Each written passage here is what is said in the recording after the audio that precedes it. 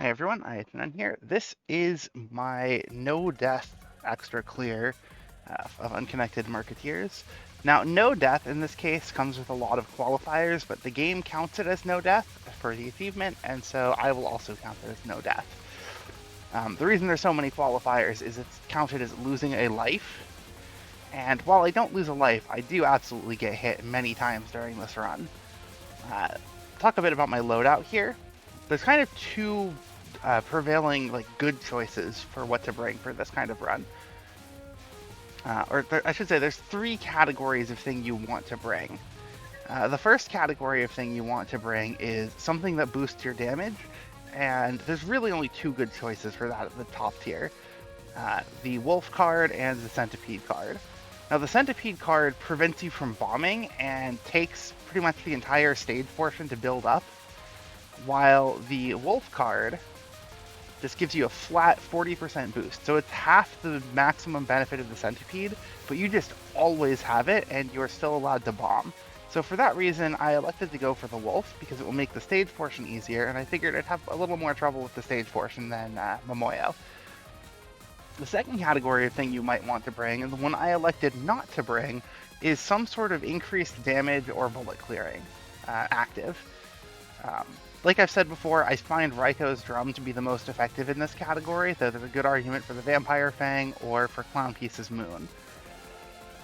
I just didn't want to go for that for this run, and instead I doubled down on the third category, which is Death Negates.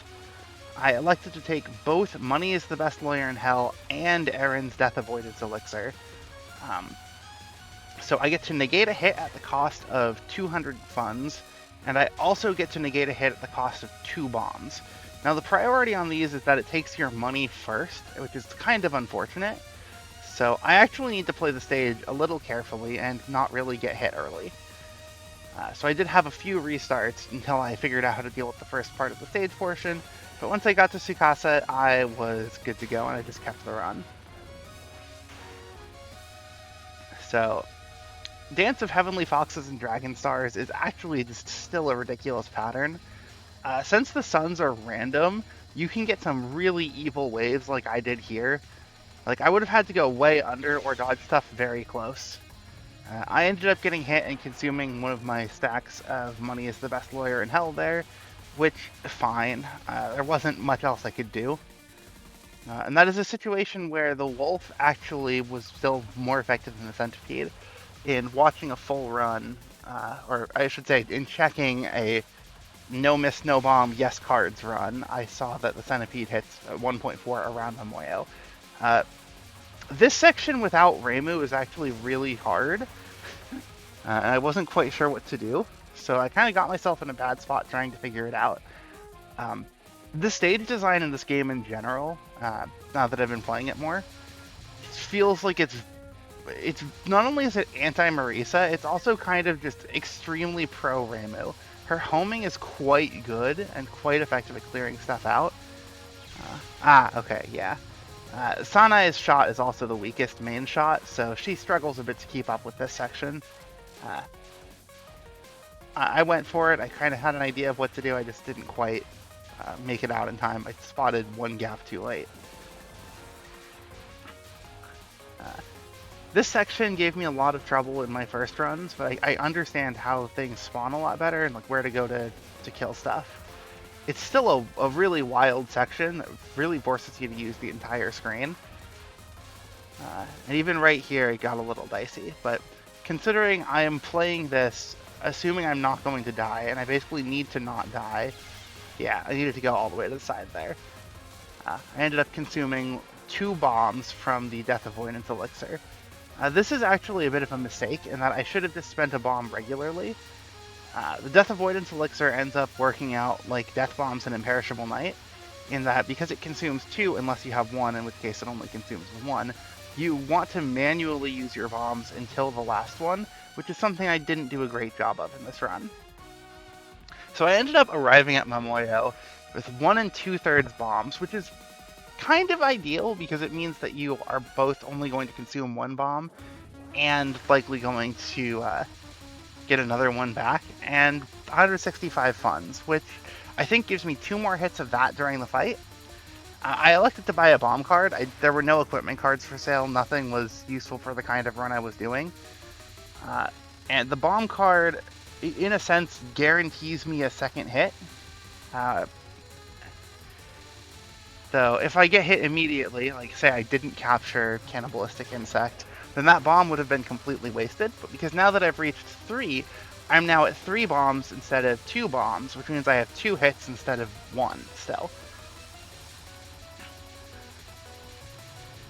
Non-spells are as easy as they've ever been. I kind of forgot to redirect Cave Swarmer all the way to the side, but I remembered enough so that I could still go to the side and still pretty handily capture it. This card,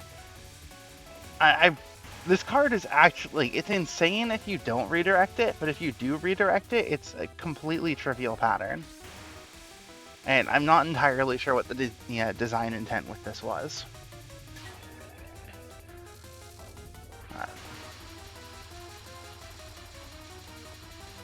In one of my other runs clearing the extra stage with other characters, I forgot to not point of collect on the second non, so I remembered that here, and then I just continued to not point of collect.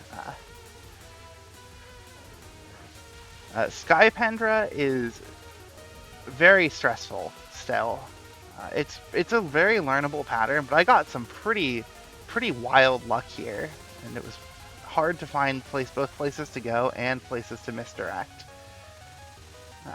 It very easily could have gone wrong, but I did get the capture here, and I'm now up to 3 hit negates. Fourth non, you just deal with each wave one at a time, not hard still. Because I'm using Sanae, I can actually just stay more on the side and let the snakes do the work. Her main shot doesn't actually boost damage too much. Ever accumulating Mind Dump, I was a little worried about Sanae's damage here. And let's see what ends up going wrong, because capture history, it gives away something goes wrong. Yeah. Was a bit of a tricky wave. I just didn't make the right move. I could have avoided that, but I just didn't. Yeah. So still 2 hit negates, and I immediately make the wrong choice on what lane to go to on 5th non, and I'm thinking, crap, I'm probably only getting like 2 more negates in the entire fight. If I only get 2 more, that's not a lot to go off of. So it's really important that I dodge Mind Blast here, which is probably the second hardest spell card in the fight. Yeah, that sounds about right.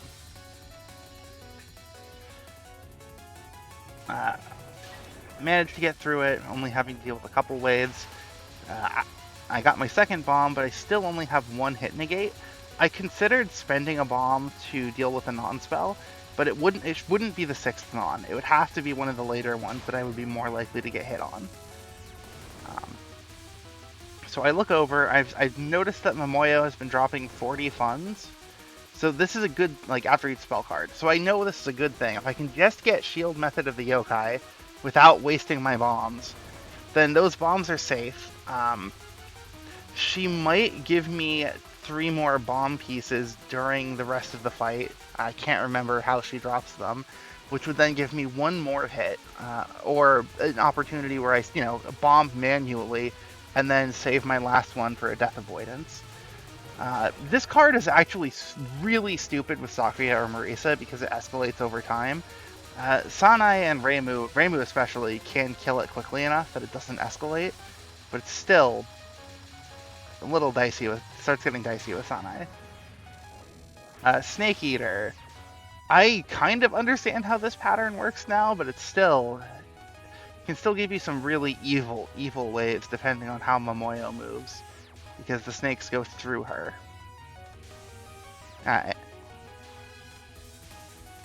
So right here, this purple snake is in a really bad spot, but I recognize that it's going in a bad way. I get a bit trapped on the side, but the pattern dies before it would kill me. Is this the last non-spell? I think this is the last one. I don't really have a good strategy for this one. The gaps are all pretty small and it's pretty fast. so I just read it and then get through it. Now, Dragon Eater. Um, this is, in my opinion, at least right now, probably the single hardest extra stage spell card in the entire series.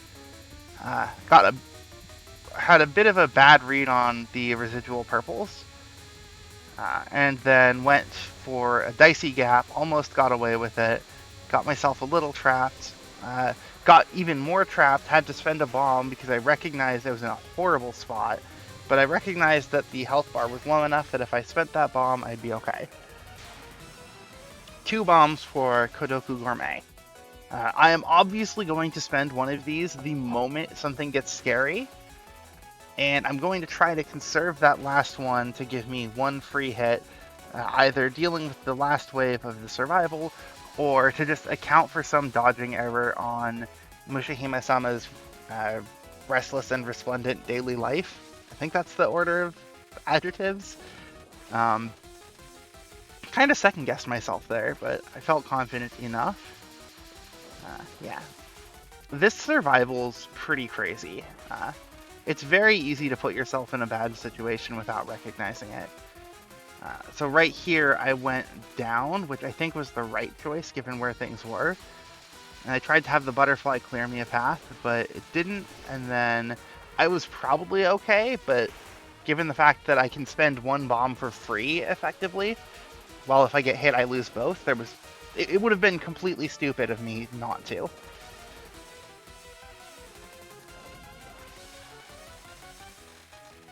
So right here, I would have needed to escape. I didn't see a good escape going up. I didn't see an escape going down. Spend the bomb. And unfortunately, this puts me in a capture or die situation on the final. I do get it. I don't think I've failed this. Yeah, I don't think I failed this on any of my extra stage clears with any character. But putting aside the fact that because I'm uploading this and because I have this replay, this is a no-death run, I was definitely very tense on this because I know the third phase and even the second phase are a little scary, and if you get in a situation where you just misread because like adrenaline is high, then it can so easily just hit you. Yeah, I think the only time I failed this was once in spell practice when I was capturing everything there. Yeah, third phase, crisscrossing. It's still relatively easy crisscrossing, and this final phase is also quite easy. This lasts so much longer without the wolf passive. Like, I really do feel like the wolf passive is almost mandatory to have a good time with this game, at least in like the later parts of it. So it's a very easy choice for me most of the time. But yeah, that is Unconnected Marketeers Extra Stage No Miss, which I was very happy to get that according to the achievement list. I'm only at this point missing Lunatic No Miss, and I've done a little bit of testing with Reimu and the Centipede build, and I got to the end of Misumaru twice, and ran a TH Prac run on stages 5 and 6 and got hit only once each. And I definitely would have the resources for that. So I can get Lunatic No Mist, and it'll probably be the last consecutive Unconnected Marketeers upload I do before moving on to other games. But I really do want to get that.